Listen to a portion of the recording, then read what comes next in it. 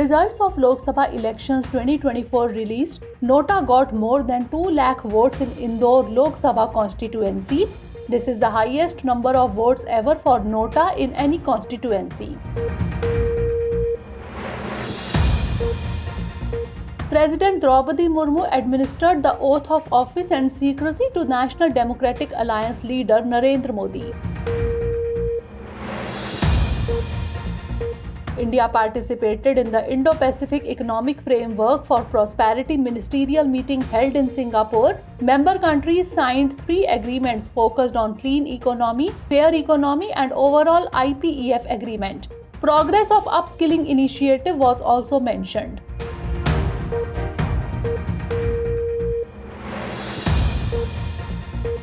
UNICEF released Child Nutrition Report 2024. 1 in 4 children under the age of 5 worldwide is facing severe food poverty. More than 2/3 of the 181 million undernourished children are in South Asia and Sub-Saharan Africa. And Aditya L1 captured pictures of the sun and its dynamic activities.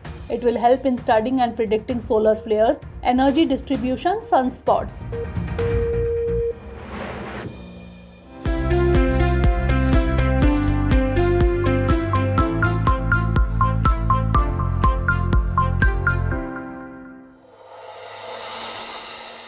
Recently, a significant result was observed in the concluded Lok Sabha elections 2024. Actually, the Indore Lok Sabha constituency of Madhya Pradesh received over 2 lakh NOTA, that is none of the above votes. This is considered as the highest vote percentage ever received by NOTA in any electoral constituency to date. Let us tell you that NOTA is an option on ballots and electronic voting machines that allows voters to express their dissent against all candidates without choosing any of them. It gives voters the right to voice their negative opinions towards the election and indicate their lack of support for the candidates. It allows them to reject all candidates while maintaining the secrecy of their decision. It is noteworthy that the option of NOTA was first introduced in India after a Supreme Court order in 2013. After this order, India became the 14th country in the world to provide the option of negative voting. Let us inform you that according to the Election Commission of India, votes cast for NOTA are counted but are considered invalid votes. If NOTA receives the highest number of votes in a constituency, the candidate with the second highest number of votes is declared the winner. Some states and union territories such as Maharashtra, Haryana and Puducherry have already declared NOTA as a fictitious electoral candidate where re-elections are held if NOTA secures the majority. Recently, President Draupadi Murmu administered the oath of office and secrecy to the leader of the NDA, that is National Democratic Alliance, Narendra Modi, as the Prime Minister. In the NDA government, besides Prime Minister Modi, 30 leaders took the oath as cabinet ministers, 5 leaders as ministers of state with independent charge, and 36 leaders as ministers of state.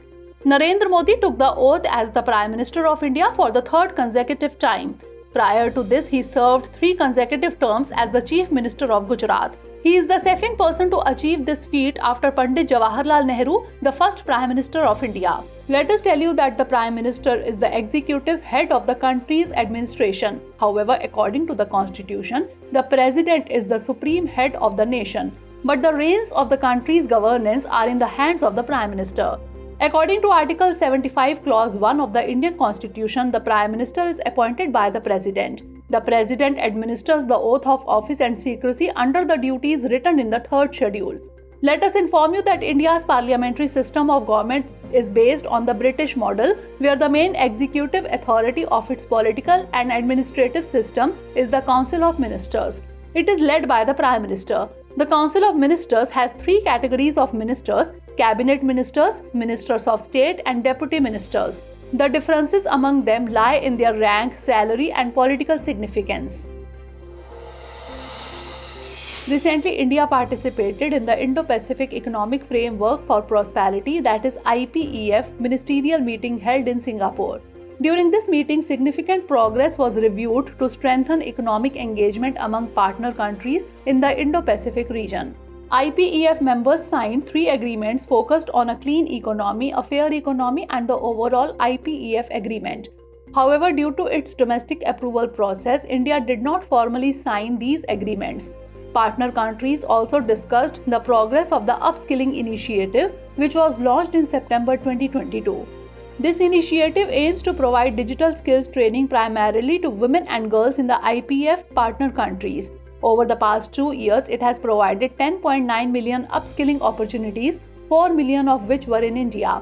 Let us tell you that the IPEF was launched in 2022 at Tokyo, involving 14 countries, that is Australia, Brunei, Fiji, India, Indonesia, Japan, the Republic of Korea, Malaysia, New Zealand, the Philippines, Singapore, Thailand, Vietnam, and the United States. It aims to promote growth, economic stability, and prosperity in the region and to strengthen economic engagement and cooperation among partner countries. It is based on 4 main pillars. The first is fair and resilient trade.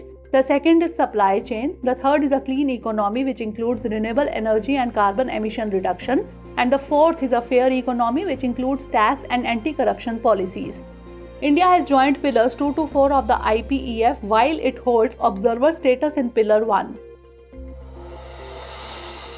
Recently, the American Weather Agency reported that heat waves are being observed more frequently due to heat domes and climate change. As a result, warnings have been issued to address the challenges posed by heat waves in the southern and western states of the United States.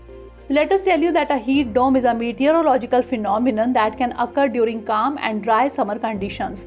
This event happens when a region of high pressure becomes stationary in the atmosphere and the high pressure area pushes the warm air downward, increasing the stability of the air in that region.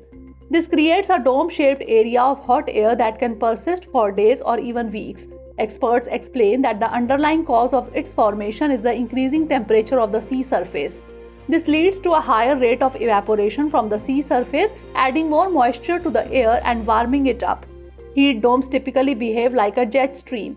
Let us inform you that a jet stream is a narrow stream of fast-moving air, typically flowing from west to east. Primarily, there are 4 jet streams circulating Earth. 2 polar jet streams are found near the northern and southern poles, and 2 subtropical jet streams are found near the mid-latitudes. They form when warm air masses collide with cold air masses in the atmosphere. These streams are found approximately 5 to 9 miles above the Earth's surface in the middle to upper troposphere. They travel at a speed of around 110 miles per hour. Recently, the Solar Energy Corporation of India issued a request for selection of green ammonia producers. This is part of the SITE program under the National Green Hydrogen Mission, which is implemented by the Ministry of New and Renewable Energy. The focus is on the production of green ammonia in India through cost-based competitive bidding under Mode 2A of the SITE program. However, the ministry had previously issued guidelines to promote the second component of the SITE program for the incentive for procurement of green ammonia production under the National Green Hydrogen Mission. Let us tell you that SITE or Strategic Interventions for Green Hydrogen Transition is a major financial measure with an outlay of 17,490 crore rupees. It includes 2 separate financial incentive mechanisms to promote domestic manufacturing of electrolyzers and the production of green hydrogen. Let us inform you that the National Green Hydrogen Mission was launched on 4th January 2023. An outlay of 19,744 crore rupees will be provided for it until the financial year 2029-30. The mission aims to establish an annual green hydrogen production capacity of 5 million tons by 2030. Its purpose is to contribute to making India self-reliant through clean energy while also serving as an inspiration for global clean energy transformation. It is believed that this mission will significantly decarbonize the economy and reduce dependence on fossil fuel imports. Recently, on 10th June, a meeting of the foreign ministers of BRICS was held in Russia. In this meeting, important discussions occurred on increasing the use of local currencies in trade and financial transactions among BRICS countries. Let us tell you that this meeting was the first ministerial meeting after the expansion of the BRICS in 2023, in which representatives from Egypt, Iran, the United Arab Emirates, Saudi Arabia, and Ethiopia participated for the first time. The Indian delegation was led by the Secretary of Economic Relations in the Ministry of External Affairs. It is noteworthy that BRICS is an intergovernmental organization that was formally established on 16th June 2009. In 2001, British economist Jim O'Neill coined the term BRIC to describe the four emerging economies of Brazil, Russia, India, and China. The group was formalized during the first meeting of BRICS Foreign Ministers in 2006. It was renamed BRICS after South Africa joined the group in December 2010. It is notable that BRICS brings together the five largest developing countries in the world, which represent 41% of the global population, 24% of the global GDP, and 16% of global trade. Recently, the United Nations Security Council passed its first resolution to end the war in Gaza. The aim is to reach a comprehensive ceasefire agreement in 3 phases. Out of the 15 members of the Security Council, 14 voted in favor of this resolution. It is noteworthy that Russia did not participate in the vote. Let us tell you that this war was started on 7th October 2023 when Hamas launched a sudden attack on southern Israel. Approximately 1,200 people were killed in this attack. Hamas is an armed organization of Palestinian Sunni Muslims and is the main party of the Palestinian National Authority. In Arabic, Hamas is known as Harkat al-Muqawama al-Islamiyya or the Islamic Resistance Movement. It was formed in 1987 by Muslims from Egypt and Palestine. It aims to establish Islamic rule in Gaza and the surrounding areas in place of the Israeli administration. Let us inform you that the UNSC was established in 1945 by the United Nations Charter. It is one of the 6 principal organs of the United Nations. The Security Council has 15 members, 5 permanent members and 10 non-permanent members. The term for non-permanent members is 2 years. Its headquarters is located in New York. Recently, ISRO released pictures of the sun and its dynamic activities. These images were captured by Aditya L1. According to ISRO, these images will help in studying solar flares, energy distribution and sunspots, as well as in understanding and predicting space weather. Let us tell you that Aditya L1 is India's first solar mission. It is the first Indian solar mission to study the sun from the L1 point, that is Lagrange point 1. It was launched on 2nd September of the year 2023 using the PSLV C-57 rocket. The primary objective of this mission is to observe the chromospheric and coronal dynamics of the sun and to develop a deeper understanding of their impact on the Earth. It is noteworthy that ISRO is a space agency under the Department of Space, Government of India. It was established on 15th August in the year 1969. Its purpose is to utilize space technology for national development while advancing research in space science and planetary exploration. Its headquarters is located in Bengaluru in Karnataka. The current chairman of ISRO is S. Somnath. Recently, UNICEF released the Child Nutrition Report 2024. According to this report, 1 out of 4 children under the age of 5 years is facing severe food poverty worldwide. Approximately 27% of children under the age of 5, which is 181 million children, are facing severe food poverty and are affected by malnutrition.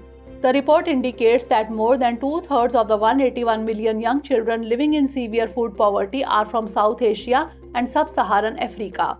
Of these, 65% of children living in severe food poverty are from 20 countries. The report also found that children from both poor and non-poor families are facing severe food poverty, with almost half of the children living in severe food poverty belonging to middle and high-income families.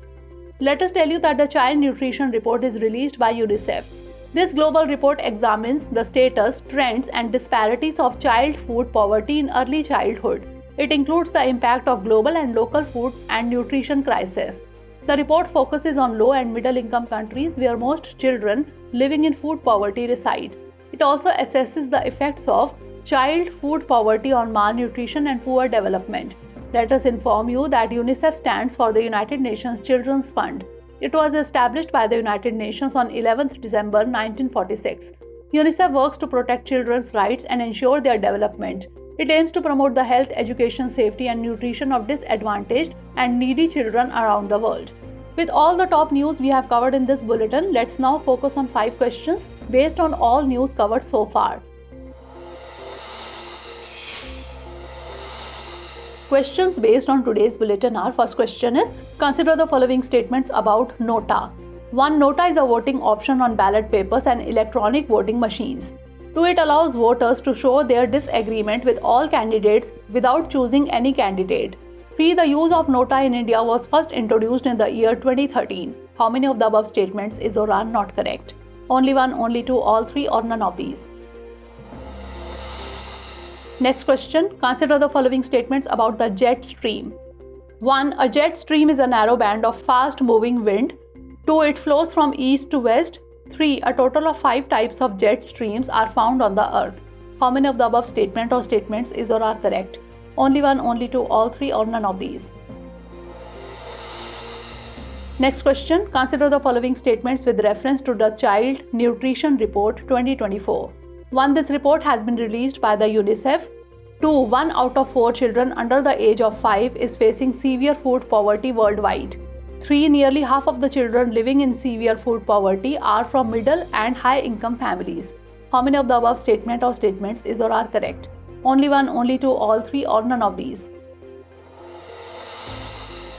Next question. Consider the following statements with reference to IPEF. 1. It was launched in Tokyo in 2022. 2. A total of 20 countries are involved in it. 3. India has joined pillars 2 to 4 of IPEF. How many of the above statements is or are not correct? Only one, only two, all three, or none of these. Last question is consider the following statements with reference to Aditya L1. 1. It is India's first solar mission. 2. L1 stands for the Lagrangian point. 3. It is the first Indian solar mission to study the sun from the L1 point. How many of the above statement or statements is or are correct? Only one, only two, all three, or none of these.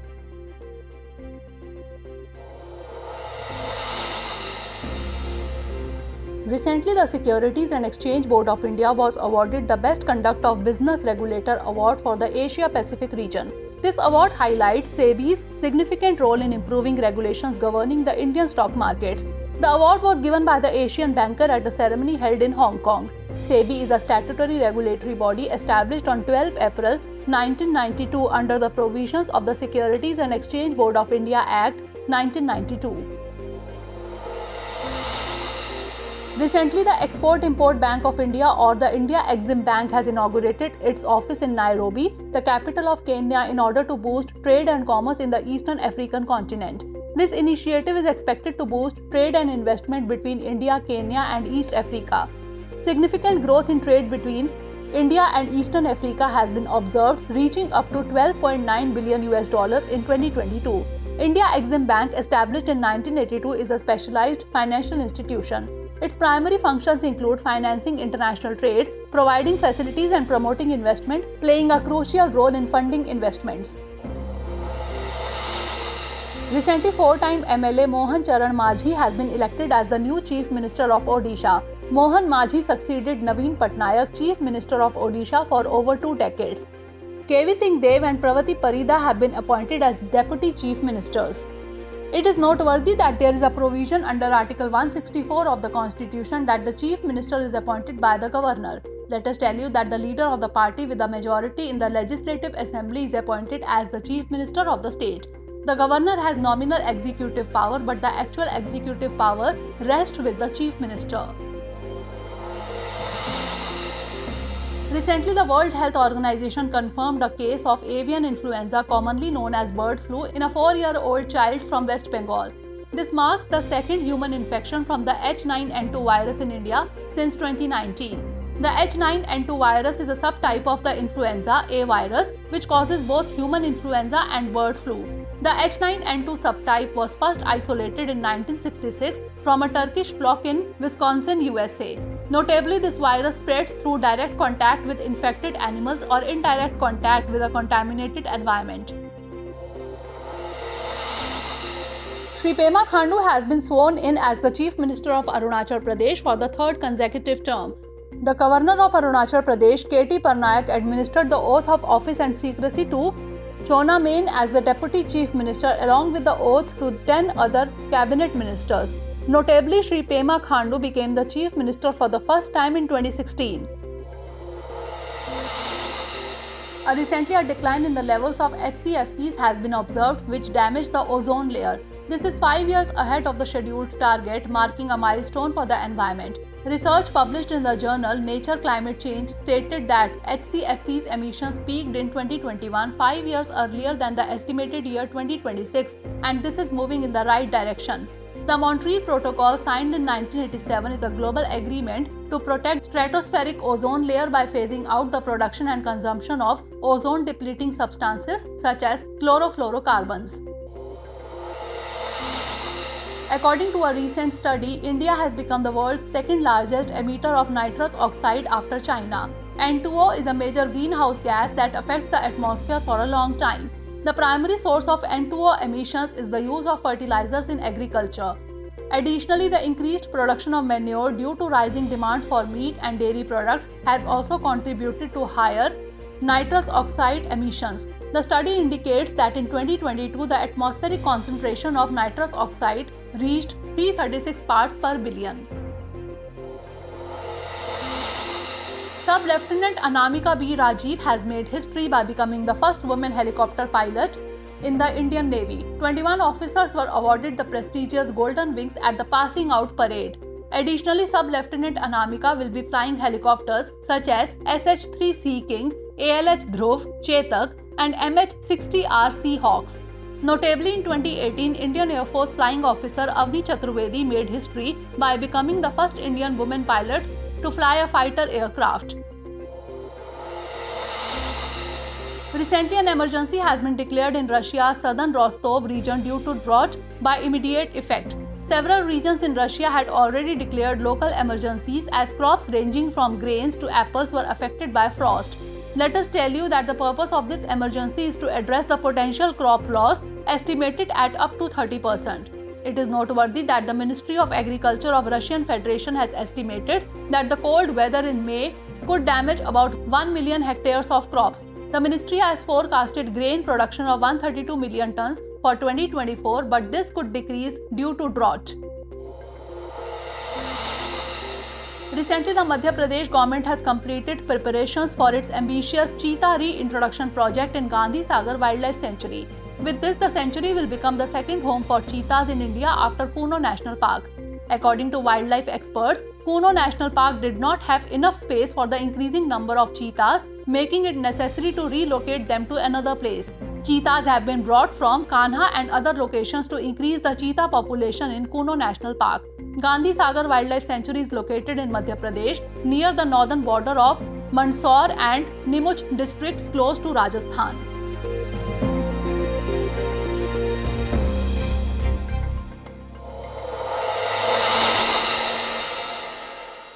For more informative content, like, share and subscribe, and do not forget to press the bell icon to get the notifications.